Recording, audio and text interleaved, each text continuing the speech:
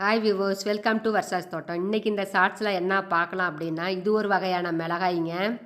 இது கீழ் நோக்கி காய்க்கக்கூடிய மிளகாய். இது வந்து குட்டியாக இருக்கும். இது நெல்லிக்காய் மிளகான்னு சொல்லி நான் லாஸ்ட் இயரில் உங்களுக்கு விதை ஷேர் பண்ண எல்லாத்துக்குமே கொடுத்துருந்தேன். நெல்லிக்காய் மாதிரியே நம்ம நாட்டு நெல்லிக்காய் இருக்குங்களா, அதே மாதிரி சைஸில் வரும். குட்டி குட்டியாக இருக்குது. இது வந்து உருட்டு மிளகான்னு சொல்லுவாங்க. இது வந்து நம்ம மிளகாய் தூள்லாம் அரைக்கிறதுக்கு இந்த மிளகாய் தான் யூஸ் பண்ணுவாங்க. இதில் விதைகள் அதிகமாக இருக்கிறதுனால காரமும் அதிகமாக இருக்கும். அதனால் இதை வந்து மிளகாய் தூள் அரைக்கிறதுக்காக யூஸ் பண்ணுவாங்க.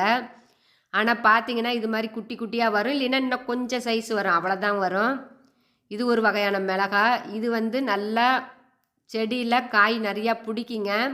ஆனால் சைஸ் பார்த்திங்கன்னா குட்டி குட்டியாக தான் இருக்கும். இது குட்டி குட்டியாக இருக்குதே, இதை போடணுமான்னு நினைக்கக்கூடாதுங்க. இதில் விதைகள் வந்து அதிகமாக இருக்கிறதுனால நம்ம கொஞ்சம் போட்டாகவே நல்லா மிளகாய் வந்து காரமாக இருக்குங்க மிளகாய் தூள் அரைக்கிறதுக்கு. அதனால் இது